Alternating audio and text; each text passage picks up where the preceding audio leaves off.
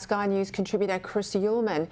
I'd like to start, if I could, first on energy. I do want to get into this ICC attempt to arrest, or at least issue warrants in relation to Benjamin Netanyahu. But let's start with energy. I've just gone through the detail of that AEMO report out today with Graham Lloyd from The Australian. But the blackouts are predicted over summer. They will worsen in coming years. We've got a tanking economy, that's the fear. We're not likely to get the rate falls, the drop in interest rates that people were promised. There's a fear that they'll actually go up. Things are starting to get a little bit tougher, I think, for Australians, and they're already bloody tough. I mean, this is where I think the Prime Minister would seriously be thinking about going to the election early, don't you think, Chris? Well, certainly if the lights are going out, Peter, you don't want to be the Prime Minister when that happens. And so if you're looking at the calendar, you'd think, well, after the Queensland election in October and before December when summer starts, so sometime in November, might loom as a good time to do it. But then again, think about it, he's probably listening to the advice of his Energy Minister. And if he's doing that, his Energy Minister is going to say, oh, look, they've said this before, that the lights would go out, and they didn't. I don't know if I'd be prepared to take that bigger risk on the advice of Chris Bowen. Don't forget that Chris Bowen was the one who came up with the policies that said by 2025, which is next year, the households will get a $275 saving on their energy bills. And he based that entirely on the idea that when you put more weather-dependent energy on the grid, that is wind and solar, that when it's running, the price is lower and ergo the price drops. Well, I questioned him about that time, and it appeared to me apparent that he didn't understand how electricity is priced on the national energy market, and that is by the highest cost of generation, not the lowest. We did see power prices spike after the war with Russia and Ukraine, but they've come down since then. But that's what pushed up bills last year. What will push them up next is the rollout of transmission lines, which is 40% of your bill, and they have a regulated rate of return. So prices, no matter what you do from now on, they might dip in the short term, but they're going to go up in the long term. This is like when we talk, budget detail or health funding, let's say. The government's relying on the complexity of this issue. I remember when we were fighting them on the carbon tax, they would just blather on in a whole lot of detail. Voters' eyes would glaze over. They'd tick the box to say, I'm saving the planet. Yeah, I think in a poll, climate change action is a good thing. But when the rubber hits the road and it costs you a lot of money and it sends your business out the back door, that's when you realise that there's got to be a right way to do this transition and there is a wrong way to do this transition. Again, you've just gone through some stuff there. I'm sure people at home didn't understand about the transmission cost now in their bill. Part of the problem here, Chris, with this issue is it's just so complex.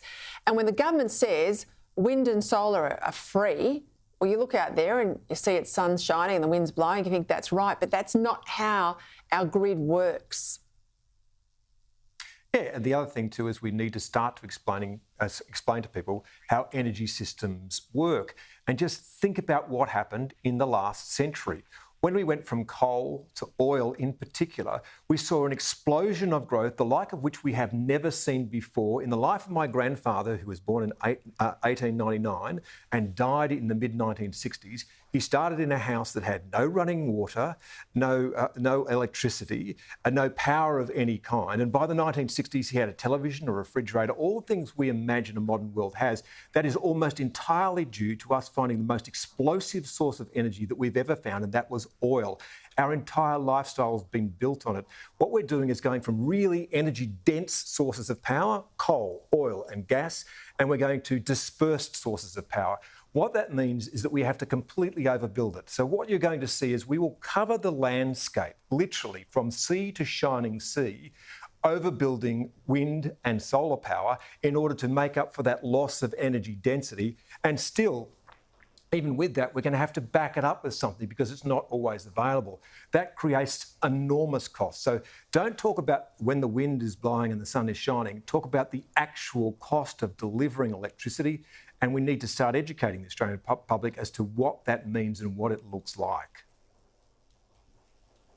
I know you've been up north. I know you're knee deep in this energy. Well, it is a national security issue. Energy is a national security issue. I know you're knee deep in it. What can you tell us? What have you got in the offing? Yeah, look, and we're doing a documentary. It'll go to air in October at this stage, and we're looking at the energy transition, and we're looking at it in a completely dispassionate way. We have no truck with any particular source of power, but where we are and how we're going to get to the land that is promised to us with cheaper energy and greener energy. I was at the Port of Gladstone the other day, and for those who say we will be a green energy superpower based, I think, on hydrogen, but we yet to see that. We haven't got that industry yet.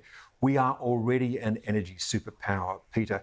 Out of that port alone, we export 20% of the world's metallurgical coal and 25% of its liquefied natural gas. Don't forget also that one of the things that we are planning to do is to give up those sources of income. The world demands that we do that. By the way, you can't make wind turbines at the moment without using metallurgical coal because we haven't yet developed the processes for doing that. So we really need to think long and hard about the course which we have set and the costs that will impose, not just on changing electricity, but changing every single thing that we do. It's a much larger project than people would believe. When the Prime Minister was asked today about whether he was drawing a moral equivalence, which President Biden did not draw, between Hamas and Israel on the back of the ICC's decision, he sort of said, I'm not going to comment on a court case. Andrew Clennell was scathing of that response from a Prime Minister. He says you don't get to make that call when you're a Prime Minister. You don't get to sit on the fence on something like this. How do you see it? Yeah, I think that Andrew is right, that the Prime Minister needs to have an opinion. I would have thought that it would be easy to at least say that there is no moral equivalence between the terrorists of Hamas, the death cult of Hamas, and the democratically elected government of Israel. He also said, though, that he doesn't comment on court cases. Well, he has.